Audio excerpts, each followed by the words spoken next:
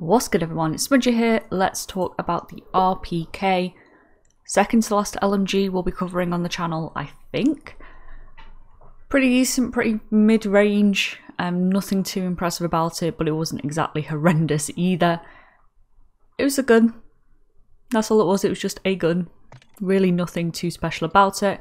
I think this is what I used for the most part. The silencer was left over from one of the challenges and I just never bothered to take them off. I am awful at switching up my classes, but this is what I used. High velocity ammo is pretty much the only thing I think is essential. You can probably mess around with the builds however you wish, but in case you wanted a build to get you up and running, this is what I used. And as always, perk 1 was Battle Hardened and Bomb Squad, perk 2 was Fast Hands, and perk 3 was Ghost, but I've been led to believe by multiple clips from other YouTubers that Ghost doesn't work at the moment. I got the RPK Gold before those clips came out, so if that's the case, then Quick Fix is probably the best until Ghost actually starts working again. With that aside, let's get into the challenges themselves. As always, first up is 50 kills, completely organic challenge, nothing to worry about. At round level 8 you have 10 double kills. I know some people struggle with this, especially because there's no hardcore, so you have two options, you either wait for hardcore or you don't. If you don't wish to, then my personal opinion is that hardpoint is the best game mode to do this in. It forces people to rotate around the map, people are going to jump on the hardpoint or they're at least going to be nearby.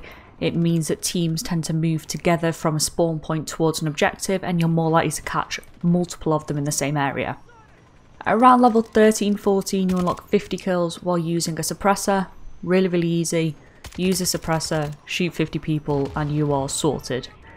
And last but not least is 20 kills while mounted. If you are struggling with this, take a deployable cover with you into whatever mode, whatever map you choose to play, and use the deployable cover. Sure, you can probably mount up on the walls or, you know, little ledges, and you could probably get it done that way, but if you're really struggling, then deployable cover just gives you that extra bit of flexibility in order to get it done.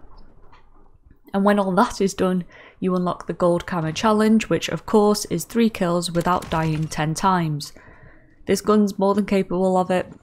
Definitely going to get outmatched by some weapons at a mid-range, but long range is fairly competent. Mid-range you should win most of your battles. Once again, I'm going to vouch for objective-based game modes, domination, hardpoint, headquarters. It lets you predict spawns a little bit easier. You know where enemies are going to be running to because they'll be swarming around an objective, as opposed to something like Kill Confirmed where everyone's a bit more spread out. People have a tendency to sit in corners a bit more.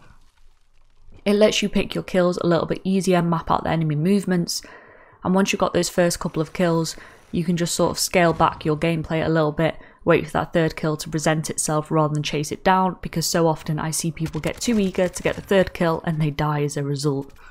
When that is all done and dusted though, you will have gold camo for the RPK. Done and dusted, pretty forgettable gun, but it's done, out the way. Don't have to think about it until we hit platinum. As always, if you've got any questions, queries, concerns, drop a comment, I'll do my best to help. And I hope you have a good day, and I'll see you next time. Bye.